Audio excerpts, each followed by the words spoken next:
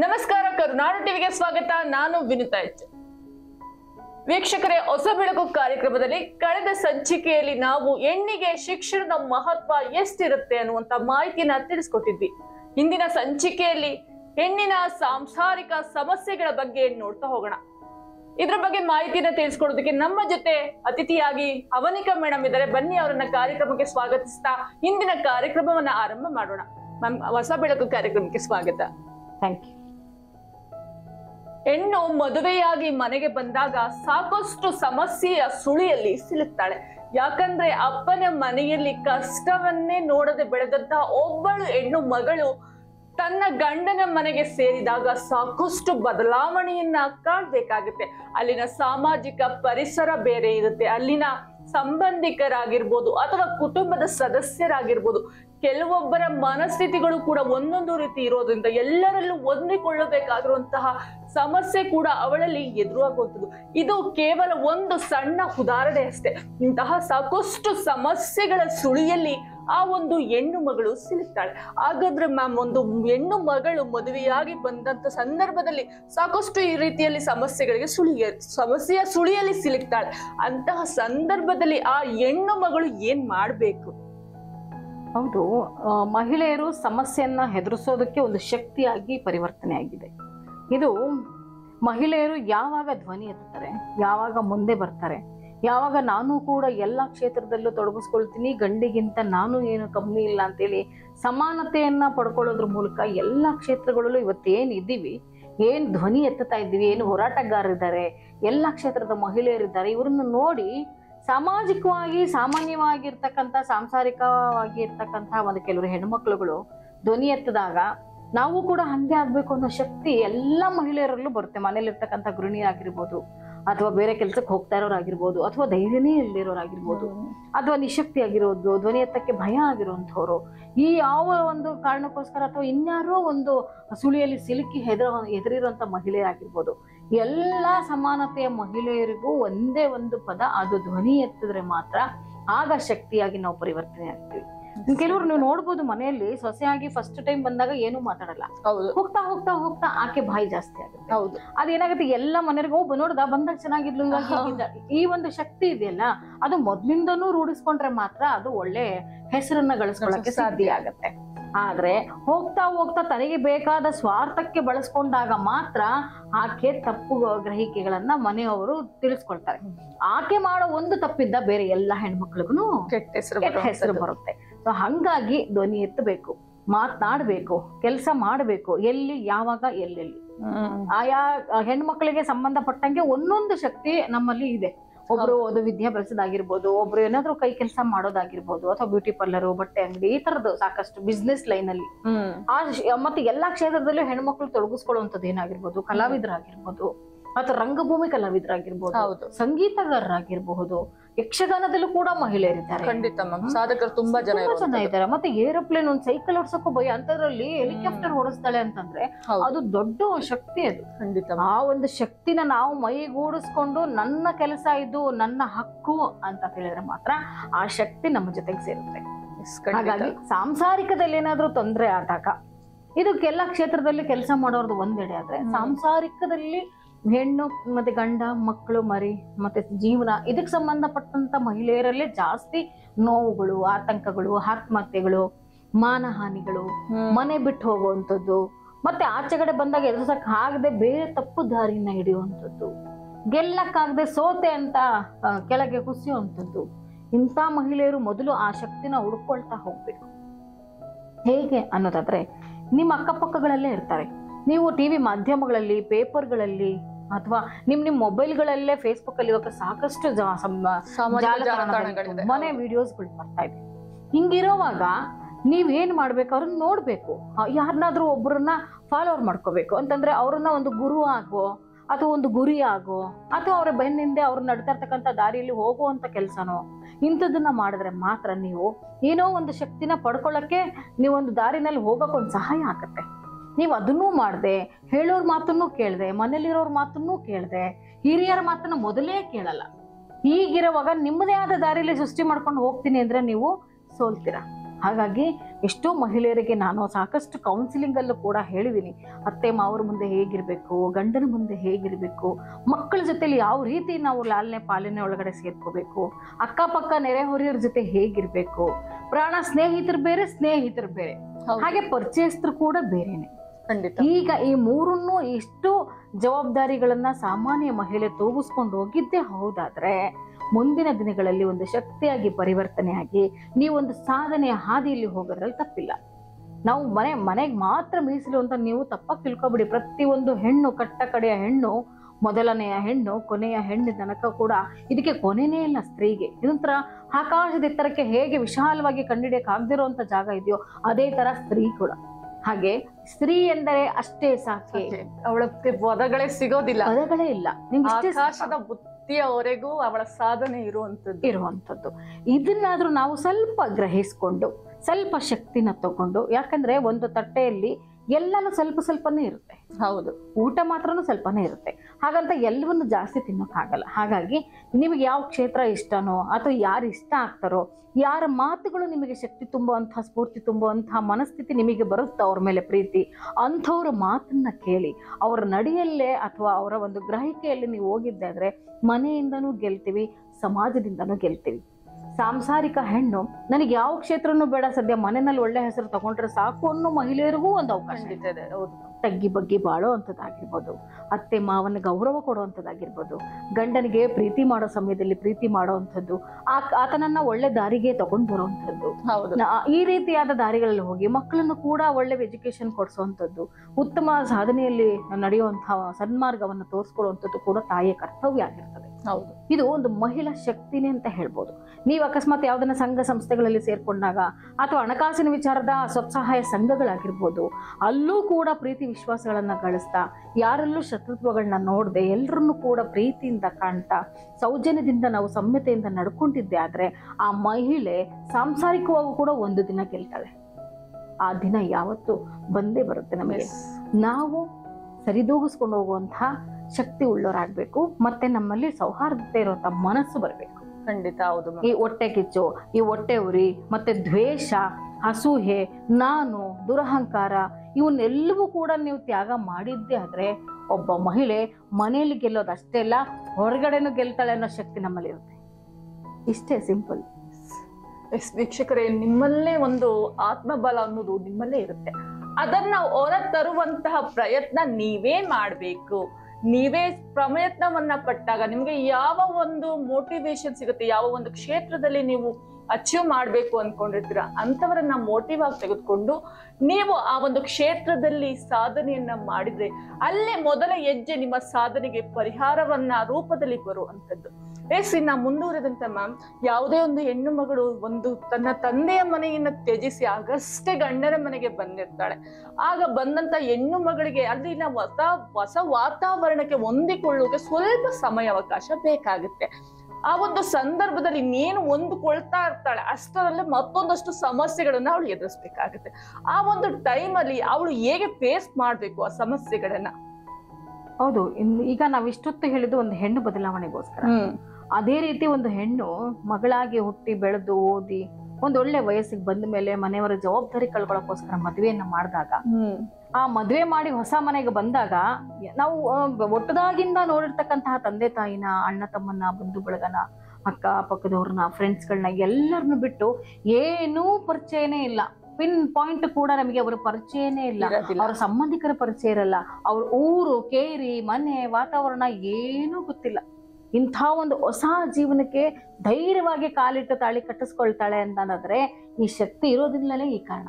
ಖಂಡಿತ. ಈ ಒಂದು ಮರೆಮಾಚಿರುವಂತಹ ಶಕ್ತಿನ ಮೈಗೂಡಿಸ್ಕೊಂಡ್ರೆ ಮಾತ್ರ ಆ ಮನೆಯಲ್ಲೂ ಗೆಲ್ಲೋಕ್ ಸಾಧ್ಯ. ಆ ತರ ಅದೇ ರೀತಿ ಅತ್ತೆ ಮಾವನು ಕೂಡ ಹೊಸದಾಗಿ ಬಂದಿರುವಂತ ಸೊಸೆನ ಮಗಳಾಗಿ ಸ್ವೀಕರಿಸಬೇಕಾಗುತ್ತೆ. ಹೌದು, ಅದೇ ಹೆಂಡತಿಯಾಗಿ ಬಂದಿರ್ತಕ್ಕಳನ್ನ ಸ್ನೇಹಿತಲಾಗಿ ಸ್ವೀಕಾರ ಮಾಡ್ಬೇಕು. ನೆರೆ ಹೊರೆಯರು ಆ ಮನೆಯವರ ಒಂದು ಮೆಂಬರ್ ಅಂದ್ರೆ ಏನ್ ಹೇಳ್ತಾರೆ, ಸದಸ್ಯರು ಅಂತ ತಿಳ್ಕೊಂಡು ಆಕೆಯನ್ನು ಕೂಡ ಅವರು ಸ್ವೀಕರಿಸಬೇಕಾಗುತ್ತೆ.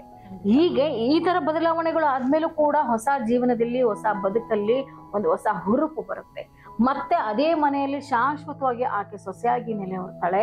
ಆಕೆ ಮಕ್ಕಳು, ಮೊಮ್ಮಕ್ಕಳು, ಸೊಸೆ, ಅಳಿಯ ಅನ್ನೋದು ಒಂದು ದೊಡ್ಡ ಕುಟುಂಬನೇ ಬೆಳೆಸೋದಕ್ಕೆ ಒಂದು ಸಣ್ಣ ಗಿಡವಾಗಿ ಬಂದು ದೊಡ್ಡ ಆಲದ ಮರ ಆಗಿ ಬೆಳೆಯುವಂತ ಹೆಣ್ಣು ಮಗಳನ್ನ ನೀವು ಗೌರವಿಸ್ಬೇಕು, ಬೆಳೆಸ್ಬೇಕು, ಪ್ರೀತಿಸ್ಬೇಕು. ಹಾಗೆ ಅವಳಿಗೆ ಬೇಕಾದಂತ ಮೂಲಭೂತ ಸೌಕರ್ಯಗಳನ್ನ ಒದಗಿಸ್ಕೊಡ್ಬೇಕು. ಆಕೆಯ ಕಷ್ಟ ಸುಖಗಳನ್ನು ಕೂಡ ತಮ್ಮ ಮಗಳ ಹಾಗೆ ಸ್ವೀಕರಿಸ್ಬೇಕಾಗ್ತದೆ. ಹಾಗೆ ಈಗ ಈ ರೀತಿ ಬದಲಾವಣೆ ಆದ್ರೆ ಮಾತ್ರ ಹೊಸ ಜೀವನ ಕೂಡ ಹಳೆಯ ಪರಿವರ್ತನೆ ಆಗುತ್ತೆ. ನನಗೆ ತವ್ರ ಮನೇನೂ ಬೇರೆ ಅಲ್ಲ, ಗಂಡನ ಮನೇನೂ ಬೇರೆ ಅಲ್ಲ ಅನ್ನೋ ಹೇಳುವಂತ ಎಷ್ಟು ಹೆಣ್ಮಕ್ಳು ಈಗ್ಲೂ ಇದ್ದಾರೆ. ಖಂಡಿತ ಹೌದು. ಆ ರೀತಿ ಬದಲಾವಣೆಗಳು ಪ್ರತಿಯೊಂದು ಮನೆಗಳಲ್ಲೂ ಬರಬೇಕು. ಆಗ ಹೆಣ್ಣು ಮಕ್ಕಳ ಕುಲಕ್ಕೆ ಒಂದು ಒಳ್ಳೆ ಅವಕಾಶ ಸಿಗ್ತದೆ.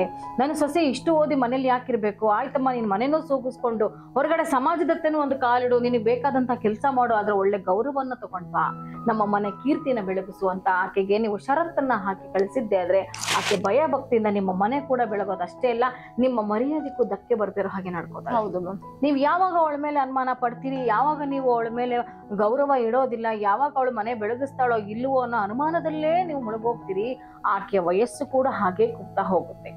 ಆಕೆ ಶ್ರದ್ಧೆ, ವಿದ್ಯೆ, ಬುದ್ಧಿ ಪ್ರತಿಯೊಂದು ಕೂಡ ಕುಂದೋಗ್ತಾ ಇರೋದ್ರಿಂದ ಆಕೆ ಕೆಟ್ಟ ಕೋಪದಲ್ಲಿ ಪರಿಣಾಮಗೊಳ್ತಾಳೆ. ಆಗ ಯಾರಿಗೂ ಮರ್ಯಾದೆ ಕೊಡಕ್ಕಾಗಲ್ಲ, ಯಾರಿಗೂ ಬೆಲೆ ಕೊಡಕ್ಕಾಗಲ್ಲ, ಪ್ರೀತಿನ ಮುಚ್ಚಿಟ್ಟು ದ್ವೇಷನ ಹೊರಗಡೆ ತಗೊಂಡ್ ಬರ್ತಾಳೆ. ಆ ಕೆಲ್ಸನ ನಾವೇ ಮಾಡೋಕೆ ಆಸ್ಪದ ಮಾಡ್ಕೊಡ್ಬಾರ್ದು. ಖಂಡಿತ. ಹೀಗೆ ನೆರೆಹೊರೆಯರು ಕೂಡ ಬದಲಾದ್ರೆ ಆಕೆ ಅಕ್ಕಪಕ್ಕ ಆಚೆಗಡೆ ಬಂದ ತಕ್ಷಣ ಆಕೆನ ಪ್ರೀತಿಯಿಂದ ಹೌದಮ್ಮ, ಹಾಗಮ್ಮ, ಊಟ ಆಯ್ತೇನಮ್ಮ ಅಂತ ಒಂದು ಪದ ಮಾತಾಡಿದ್ರೆ ಸಾಕು, ಅಯ್ಯೋ ನನ್ನ ಅಕ್ಕಪಕ್ಕದವ್ರು ಹೀಗೆ ಮಾತಾಡ್ತಿದ್ರು ಹೌದು ಅನ್ನೋ ಒಂದು ನೆನಪಲ್ಲಿ ಪಕ್ಕದ ಮನೆಯವ್ರನ್ನೂ ರಕ್ಷಣೆ ಮಾಡುವಂತಹ ಕಾಯಕ್ಕೆ ಕೈ ಹಾಕ್ತಾಳೆ. ಸ್ತ್ರೀ ಅಂದ್ರೆ ಅಷ್ಟೇ ಸಾಕೆ ಅಂತಾರಲ್ವಾ, ಆದ್ರೆ ಏನು ಬೇಕಾದ್ರೂ ಸಾಧನೆ ಮಾಡುವಂತ ಶಕ್ತಿ ನಮ್ಮಲ್ಲಿದೆ. ಅದನ್ನ ಹೊರಗೆ ತಗೊಂಡ್ ಬರೋದು ನಮ್ಮ ಜವಾಬ್ದಾರಿ.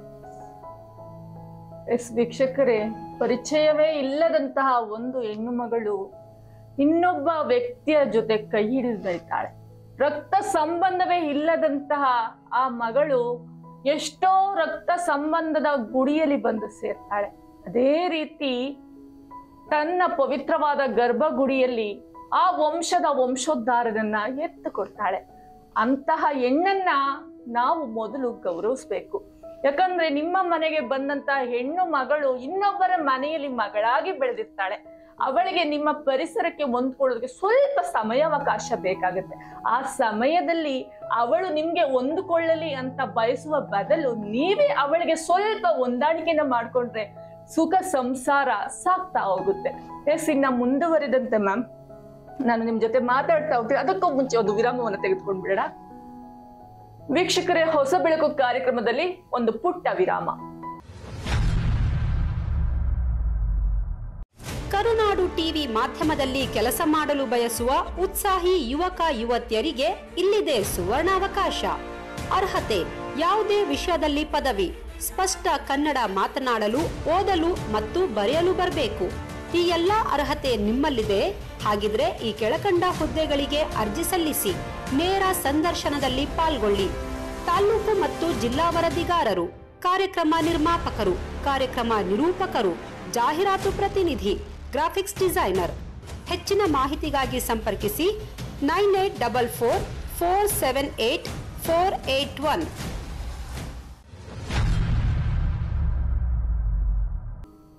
ವಿರಾಮದ ನಂತರ ಹೊಸ ಬೆಳಕು ಕಾರ್ಯಕ್ರಮಕ್ಕೆ ಮತ್ತೊಮ್ಮೆ ಪ್ರೀತಿಯ ಸ್ವಾಗತ. ವೀಕ್ಷಕರೇ, ಮದುವೆಯಾದಿ ಬಂದಂತ ಸಂದರ್ಭದಲ್ಲಿ ಒಬ್ಬ ಹೆಣ್ಣು ಮಗಳನ್ನ ನೀನು ಏನನ್ನ ತಂದೆ ಅಂತ ಕೇಳ್ತಾರೆ.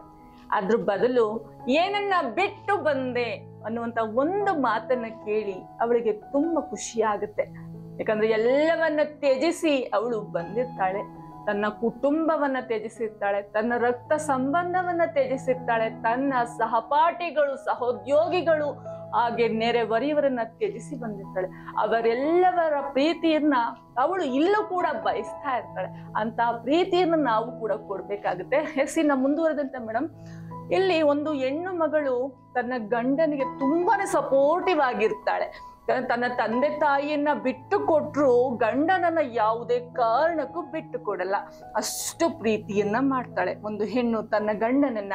ಆದರದಿಂದ ಸ್ವಾಗತವನ್ನ ಮಾಡ್ತಾಳೆ, ಅಷ್ಟೊಂದು ಅಕ್ಸೆಪ್ಟ್ ಮಾಡಿರ್ತಾಳೆ ಅವಳು ತನ್ನ ಗಂಡನ ಸಂಪೂರ್ಣವಾಗಿ. ಆದ್ರೆ ಅಂತಹ ಮನೆಯಲ್ಲಿ ಹೊಸಬಳಾಗಿ ಬಂದಂತಹ ಮಡದಿಗೆ ಗಂಡನ ಸಪೋರ್ಟ್ ಕೂಡ ತುಂಬಾನೇ ಅವಶ್ಯಕತೆ ಇರುತ್ತೆ. ಆದ್ರೆ ಇಲ್ಲಿ ಒಬ್ಬ ಗಂಡನಿಗೆ ತನ್ನ ಹೆಂಡತಿಗಿಂತ ತನ್ನ ಕುಟುಂಬವರೇ ಹೆಚ್ಚಾದಾಗ ಅಲ್ಲಿ ಮತ್ತೊಂದು ರೀತಿಯ ಸಮಸ್ಯೆಯ ಸುಳಿಯಲ್ಲಿ ಇವಳು ಸಿಗ್ಬೇಕಾಗತ್ತೆ. ಅಂತಹ ಒಂದು ಸಂದರ್ಭದಲ್ಲಿ ಅವಳ ಪರಿಸ್ಥಿತಿ ಹೇಗಾಗಬಹುದು?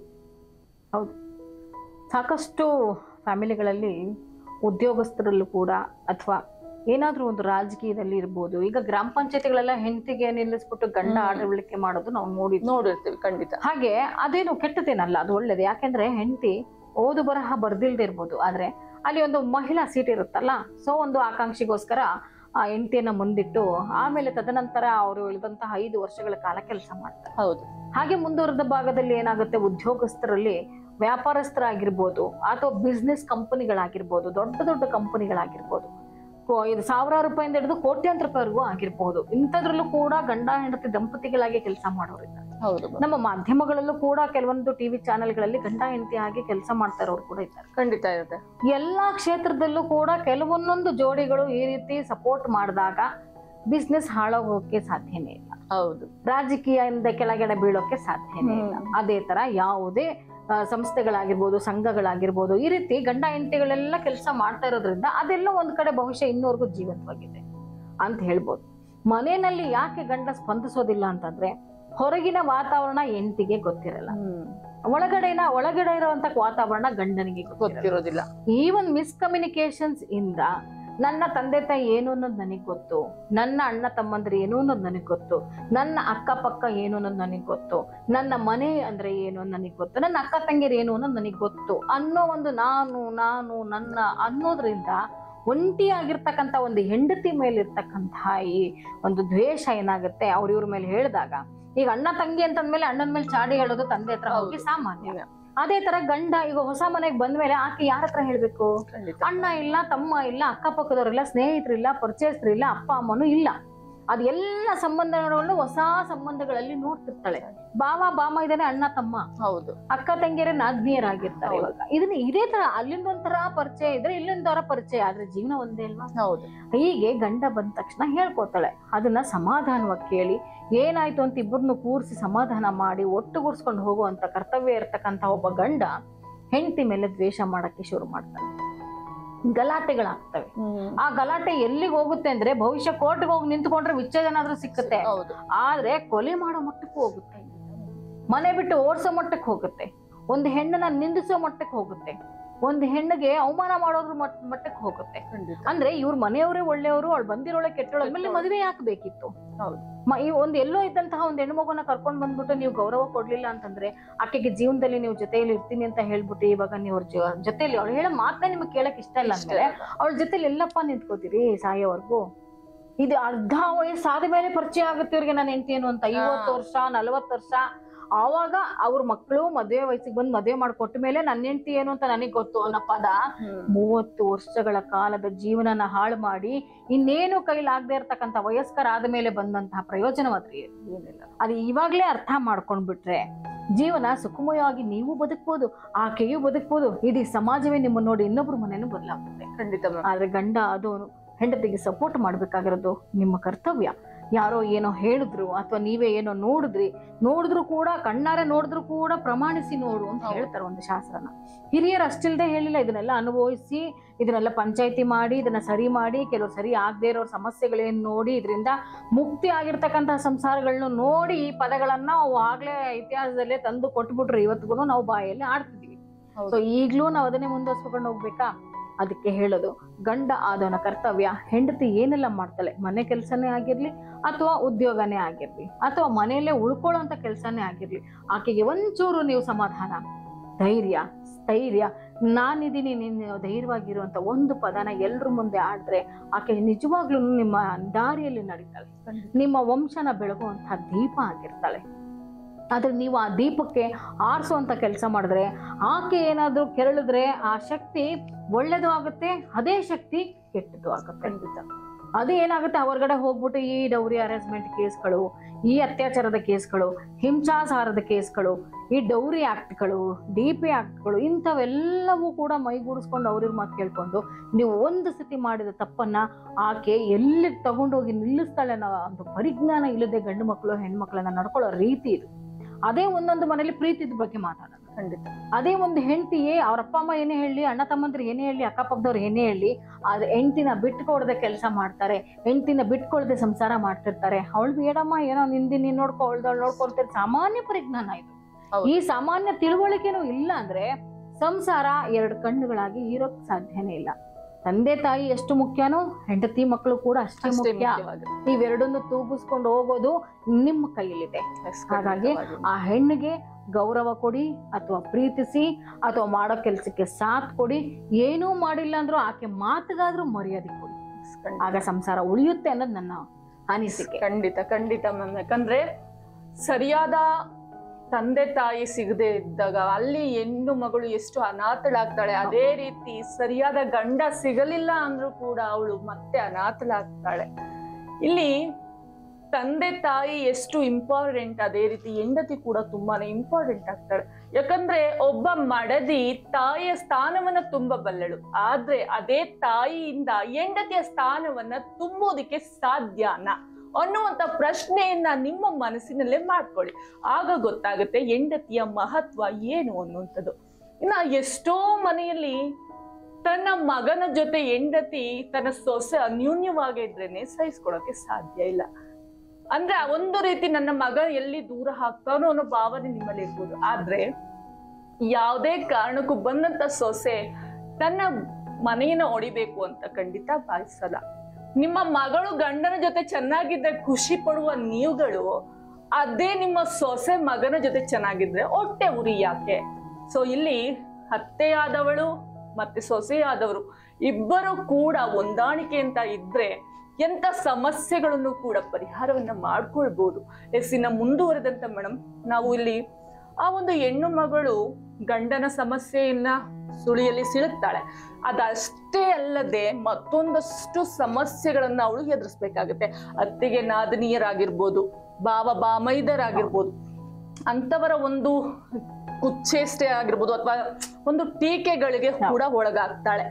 ಅದೇ ರೀತಿಯಲ್ಲಿ ಕೆಲವೊಂದಷ್ಟು ಸ್ವತಂತ್ರದಿಂದಲೂ ವಂಚಿತಳಾಗ್ತಾಳೆ. ಯಾಕಂದ್ರೆ ಮದುವೆಯಾಗಿ ಬಂದಾಗ ಅಲ್ಲಿ ಮುಟ್ಟೋಂಗಿಲ್ಲ, ಇಲ್ಲಿ ಮುಟ್ಟೋಂಗಿಲ್ಲ, ನಮ್ಮನೇಲಿ ಸಂಜೆ ಟೈಮ್ ಕಸ ಗುಡ್ಸಂಗಿಲ್ಲ, ನಮ್ಮನೇಲಿ ಮಲ್ಗೋಂಗಿಲ್ಲ, ಕೂದಲು ಬಿಡ್ಕೊಂಡು ಓಡಾಡ, ಈ ರೀತಿ ಕೆಲವೊಂದಷ್ಟು ಪುಟ್ಟ ಪುಟ್ಟ ಅವಳು. ಯಾಕಂದ್ರೆ ತನ್ನ ತವರು ಮನೆಯಲ್ಲಿ ಫ್ರೀ ಆಗಿದ್ದಂತ ಒಂದು ಮಗಳು ಇಲ್ಲಿ ಬಂದಾಗ ಏನ್ ಮಾಡ್ಬೇಕಪ್ಪ ಅನ್ನುವಂತಹ ಪರಿವೇ ಇರೋದಿಲ್ಲ. ಏನ್ ಮಾಡಿದ್ರು ತಪ್ಪು, ಅದು ಮಾಡಿದ್ರು ತಪ್ಪು, ಇದು ಮಾಡಿದ್ರು ಅದು ಮುಟ್ಟಂಗಿಲ್ಲ, ಇದು ಮುಟ್ಟಂಗಿಲ್ಲ ಅಂತಹ ಸ್ಥಿತಿಯಲ್ಲಿ ಆ ಹೆಣ್ಣು ಮಗಳು ಏನ್ ಮಾಡ್ಬೇಕು?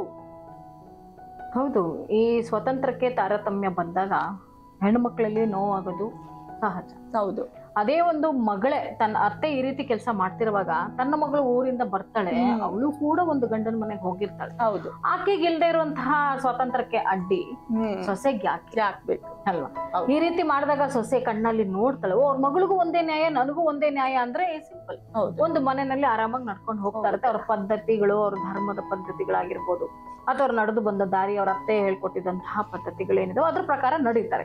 ಆದ್ರೆ ಮಗಳಿಗೊಂದು ಸ್ವಾತಂತ್ರ್ಯ ಇದೆ, ಆ ಸೊಸೆಗೆ ಸ್ವಾತಂತ್ರ್ಯ ಇಲ್ಲ ಅಂದಾಗ ಮಾತ್ರನೇ ಮನೆಗಳಲ್ಲಿ ಕೋಲಾಹಲ, ಬೆಂಕಿನೇ ಇಲ್ಲದೆ ಏನು ಸೀಮೆಣ್ಣೆನೇ ಇಲ್ಲದೆ ಬೆಂಕಿ ಹಚ್ಚುವಂತ ಕೆಲಸ ಆಗ್ತವೆ. ಆಮೇಲೆ ಈ ಚಾಡಿ ಮಾತುಗಳು, ಈ ಗಲಾಟೆಗಳು, ರಂಪ ರಾಮಾಯಣಗಳು, ಪೊಲೀಸ್ಗಳು, ಹೊಯ್ಸಳ, ಇದು ಅದು ವಿಚ್ಛೇದನ ಎಲ್ಲವೂ ಕೂಡ ಆಗ್ತಾನೆ ಇರ್ತವೆ. ಅದಕ್ಕಾಗಿ ನಾವು ಅತ್ತೆ ಆದವರು, ನೀವು ಕೂಡ ಸೊಸೆಯಾಗಿ ಬಂದಿರ್ತೀರಿ. ನಿಮ್ಮ ಅತ್ತೆ ಅಂದ್ರೆ ಅಯ್ಯೋ ಈ ಹೆಣ್ಮಗುವಿನ ಅತ್ತೆ, ಅವ್ರ ಅತ್ತೆ ಏನು ಓದಿರಲ್ಲ, ಅವ್ರು ವಿದ್ಯಾವಂತರಲ್ಲ, ಅವರು ಆಗಿನ ಕಾಲದವರು, ಅಂದ್ರೆ ಒಂದಷ್ಟು ದಶಕದ ಹಿಂದಿನವರು. ಅವ್ರು ಇದನ್ನೆಲ್ಲ ರೂಢಿಸ್ಕೊಂಡು ಬಂದಿರ್ತಾರೆ. ಅದನ್ನ ನೀವು ಬದಲಿಸಿರ್ತೀರೋ ಅಥವಾ ಅದನ್ನ ನೀವು ಏನಂತಾರೆ ಹೆದರ್ಸಿ ಬಂದಿದ್ದೀರೋ, ಅದೇ ದಾರಿಯಲ್ಲಿ ನಿಮ್ಮ ಸೊಸೆನೂ ಹೋಗ್ಬೇಕು ಅನ್ನೋದು ನಿಮ್ಮ ಆಸೆನಾ? ನೀವ್ ಹೇಗೆ ನಿಮಗೆ ಸ್ವಾತಂತ್ರ್ಯನ ನೀವ್ ಹೆಂಗ್ ಪಡ್ಕೊಂಡ್ರೋ ನಿಮ್ಮ ಸೊಸೆ ಆದವ್ರಿಗೂ ಕೂಡ ಅದೇ ದಾರಿ ಇರ್ತದೆ. ಅದಕ್ಕೆ ಅವ್ರು ಪಡ್ಕೊಳ್ಳೋಕ್ಕೂ ಮುಂಚೆ ನೀವು ಕೊಟ್ರೆ ಆ ಸ್ವಾತಂತ್ರ್ಯದಲ್ಲಿ ಬಿಡುಗಡೆ ಸಿಗುತ್ತೆ, ಆಕೆಗೆ ಗೌರವನು ಕೂಡ ಸಿಗುತ್ತೆ. ಅತ್ತೆ ತಾಯಿ ಆಗೋಕ್ ಸಾಧ್ಯ ಆಗ್ತಾಳೆ. ಹಾಗಾಗಿ ಒಂದು ಹೆಣ್ಣು ಸ್ವಾತಂತ್ರ್ಯಕ್ಕೋಸ್ಕರ ಎಷ್ಟೆಲ್ಲ ಹುಡುಕ್ತಾಳೆ ಅಂತಂದ್ರೆ, ನನ್ನ ಅಪ್ಪ ಅಮ್ಮನೇ ಅನ್ನಲ್ಲ, ನನ್ನ ಅಣ್ಣ ತಮ್ಮನೇ ಒಡಿಯಲ್ಲ, ನಮ್ಮ ಅಕ್ಕಪಕ್ಕದವರೇ ನನ್ನ ಟೀಕೆ ಮಾಡಲ್ಲ, ಇವರೆಲ್ಲ ಯಾರು ಅಂದಾಗ ಇವರೆಲ್ಲರೂ ಇವ್ರಿಗೆ ಬೇರೆ ತರ ಅನ್ಯ ಜಾತಿಗಳ ತರ ಕಾಣಿಸ್ತಾರೆ. ಅವ್ರ ಮನೆಯವ್ರು ಮಾತ್ರ ಒಳ್ಳೆಯವರು, ಗಂಡನ ಮನೆ ಮಾತ್ರ ಕೆಟ್ಟದ್ದು ಅನ್ನೋದು ಈ ಭಾವನೆ ಮನೆ ಒಳಗಡೆನೆ ಮೂಡೋದು ಫಸ್ಟ್. ಹೌದು, ಮನೆ ಒಳಗಡೆನೆ ವಾತಾವರಣ ಸರಿ ಇಲ್ಲದೆ ಇದ್ದಾಗ ಆಚೆಗಡೆ ಎಷ್ಟೇ ನೀವು ಸಾರಿಸಿ ರಂಗೋಲಿ ಹಾಕಿದ್ರು ಅದು ಶೋಭೆ ತರಲ್ಲ. ಖಂಡಿತ. ಅದಕ್ಕಾಗಿ ಒಂದು ಹೆಣ್ಣು ಮಗಳನ್ನ ಮಗಳಾಗಿ ನಡೆಸ್ಕೊಂಡ್ರೆ ಮಾತ್ರ ಇದು ಸಾಧ್ಯ. ನಿಮ್ಮದೇನೇ ಪದ್ಧತಿ ಇರ್ಬೋದು, ನಗನಗುತ್ತಾ ಹೇಳುವಂತದ್ದಾಗಿರ್ಬೋದು, ಅಥವಾ ನಿಧಾನಕ್ಕೆ ನಮ್ಮ ಅತ್ತೆನೂ ಹೀಗ್ ಮಾಡ್ತಾ ಇದ್ರು, ನಾನು ಹಾಗೆ ಮಾಡ್ಲಿಲ್ಲಪ್ಪ, ನೀನು ಕೂಡ ಇನ್ಮೇಲೆ ಹೀಗ್ ನಡ್ಕೋ, ಬಟ್ ಅಷ್ಟೊಂದು ಇಲ್ಲ, ಇದನ್ನ ಒಂದ್ ಸಿಸ್ಟಮ್ ಅಲ್ಲಿ ಬರೋಣ ಅಂತೇಳಿ ನೀವು ಮೊದಲೇ ನೀವು ಮಾತಾಡ್ಕೊಂಡು ಬಂತಂದ್ರೆ ಸೊಸೆ ಸಾಯೋವರೆಗೂ ನಿಮ್ಮ ಜೊತೆಲಿ ಇರ್ತಾಳೆ. ಇಲ್ಲ ಅಂತಂದ್ರೆ ಆಕೆಗೆ ಬೇಕಾಗಿರೋದು ಗಂಡ ಮಾತ್ರ, ಆಕೆಗೆ ಬೇಕಾಗಿರೋದು ಮಕ್ಳು ಮಾತ್ರ, ಅಪ್ಪ ಅಮ್ಮ ಅಲ್ಲ, ವಂಶ ಬೆಳೆಸೋವಂಥದ್ದಲ್ಲ, ಮನೆನ ಉಳಿಸ್ಕೊಂಡು ಹೋಗುವಂಥದ್ದಲ್ಲ. ಹಾಗಾಗಿ ಏನ್ ಮಾಡ್ತಾಳೆ, ಬೇರೆ ಮನೆ ಮಾಡುವಂತಹ ಪದ್ಧತಿನ ರೂಢಿಸ್ಕೊಳ್ತಾಳೆ. ಹೌದು, ಆಕೆಗೆ ಯಾರು ಹೇಳ್ಕೊಡಲ್ಲ, ಸ್ವತಂತ್ರ ಬೇಕಲ್ಲ. ಹೌದು, ಸ್ವತಂತ್ರ ಹುಡ್ಕೊಂಡು ಹೋಗುವಂತ ಪರಿಜ್ಞಾನ ಬಂದ್ಬಿಡುತ್ತೆ. ಈ ಸ್ವತಂತ್ರಕ್ಕೆ ಅಡ್ಡಿಪಡಿಸ್ದಾಗ್ಲೇ ಮಾತ್ರನೇ ಆ ಒಂದು ಹೆಣ್ಣು ಆಚೆಗಡೆ ಹೋಗಿ ಧೈರ್ಯವಾಗಿ ನಾವು ಬದುಕೋಣ, ನಮ್ಮ ಅನಿಸಿಕೆ ಪ್ರಕಾರ ನಾವು ಬದುಕೋಣ, ನನಗೆ ನೆಮ್ಮದಿಯಾಗಿ ಬದುಕೋಕೆ ಅವಕಾಶ ಮಾಡಿಕೊಡ್ತೀರೋ ಇಲ್ಲ ನಾನೇನ ಬಿಟ್ಟು ಹೋಗ್ಲಾ ಅನ್ನೋ ಪ್ರಶ್ನೆನ ಹೆದರಾಕಿ ಆ ಗಂಡ ಆದವನು ತಾಯಿನೂ ಬಿಡಕ್ಕಾಗದೆ ಹೆಂಡತಿನೂ ಬಿಡಕ್ಕಾಗದೆ ಎರಡು ಮನೇನ ಮಾಡ್ತಾನೆ. ಖಂಡಿತ. ಆ ಕಡೆ ಅಲ್ಲೂ ಓಡಾಡ್ಕೊಂಡು ಇಲ್ಲೂ ಎಲ್ಲ ತರನು ಇರ್ತದೆ. ಸೊ ಹಾಗಾಗಿ ನೀವು ಮೊದಲೇ ಒಂದಾದ್ರೆ, ಮೊದಲೇ ಆಕೆಗೆ ಸ್ವಾತಂತ್ರ್ಯ ಕೊಟ್ರೆ, ಮೊದಲೇ ನೀವಿಬ್ರು ಎಲ್ಲರೂ ಚೆನ್ನಾಗಿದ್ರೆ ಗಂಡು ಮಕ್ಕಳಿಗೆ ಎಲ್ಲಿರುತ್ತೆ ನೋವು? ಹೆಣ್ಣು ಮಕ್ಕಳು ಕಣ್ಣೀರಿನ ಮೂಲಕ ನೋವನ್ನ ಹೇಳ್ತೀರಿ, ಆದ್ರೆ ಗಂಡು ಮಕ್ಕಳು ಯಾವ ರೀತಿ ಹೇಳ್ಕೊಬೇಕಾಗುತ್ತೆ? ಯಾಕಂದ್ರೆ ಅವ್ರದ್ದು ಒಂದು ಜೀವನೇ. ಯಾಕಂದ್ರೆ ಇಲ್ಲಿ ಗಂಡು ಹೆಣ್ಣು ಸಮಾನರು, ಇಲ್ಲಿ ನ್ಯಾಯಕ್ಕೆ ಭೇದ ಭಾವ ಇಲ್ಲ ಅಂತ ಹೇಳ್ತಾರೆ ದೊಡ್ಡವರು. ಹಾಗಿರುವಾಗ ಗಂಡು ಮನಸ್ಸಲ್ಲೂ ಒಂದು ನೋವಿದೆ, ಹೆಣ್ಣು ಮನಸ್ಸಲ್ಲೂ ಒಂದು ನೋವಿದೆ. ಈ ನೋವನ್ನ ತಗೊಂಡ್ ಬರೋಂತ ಸಂಗತಿಗಳನ್ನ ದೂರ ಮಾಡ್ಬಿಟ್ರೆ ನೋವೇ ಇರಲ್ಲ, ಜೀವನದಲ್ಲಿ ಸುಖವಾಗಿರ್ಬೋದು. ಇನ್ನೇನು ಒಂದು ಹಂತದಲ್ಲಿ ಮಕ್ಕಳಾಗಿದ ತಕ್ಷಣ ಮಕ್ಕಳ ಭವಿಷ್ಯ ರೂಪಿಸೋದೇ ಕಷ್ಟ. ನಿಮಗಿರುವಂತಹ ಕಾಲಾವಕಾಶ 2 ರಿಂದ 3 ವರ್ಷ ಮದುವೆ ಆದ್ಮೇಲೆ. ಆ 3 ವರ್ಷನೂ ನೀವು ನೆಮ್ಮದಿಯಾಗಿ ಸುಖವಾಗಿ ಬದುಕಕ್ ಆಗಿಲ್ಲ ಅಂದ್ರೆ ಸಾಯೋವರೆಗೂ ಕೂಡ ನಿಮ್ಗೆ ಸಮಸ್ಯೆ ತಪ್ಪಿದ್ದಲ್ಲ. ಇನ್ನು ಮಕ್ಕಳಾಗ್ತಾರೆ, ಅವ್ರಿಗೆ ಸ್ಕೂಲು, ಅವ್ರಿಗೆ ಬೆಳೆಸು, ಲಾಲನೆ ಪಾಲನೆ ಪೋಷಣೆ ಇದೇ ಆಗುತ್ತೆ. ಅದ್ರ ಜೊತೆಗೆ ವಯಸ್ಸಾಗ್ತಾ ಆಗ್ತಾ ಆಗ್ತಾ ಆರೋಗ್ಯದ ಸಮಸ್ಯೆ, ತಂದೆ ತಾಯಿ ಅವ್ರನ್ನ ಲಾಲನೆ ಪಾಲನೆ ಮತ್ತೆ ಅವ್ರು ಶುರು ಆಗುತ್ತೆ. ಈ ಎಲ್ಲಾ ಜವಾಬ್ದಾರಿಗಳು ತಲೆ ಮೇಲೆ ಬರೋದ್ರಿಂದ ಹೆಚ್ಚಿನ ಜವಾಬ್ದಾರಿ ಉಳ್ಳವರಾಗ್ತೀರಾ. ನಿಮಗೆ ಸಿಕ್ಕುವಂಥದ್ದು 3 ವರ್ಷಗಳ ಕಾಲ ಮದುವೆ ಆದ್ಮೇಲೆ ಹ್ಯಾಪಿಯಾಗಿ ಜಾಲಿಯಾಗಿ ಓಡಾಡ್ಕೊಂಡು ಹೆಂಡತಿ ಜೊತೆ ನೀವು ಚೆನ್ನಾಗಿರಬಹುದು ನನ್ನ ಪ್ರಕಾರ.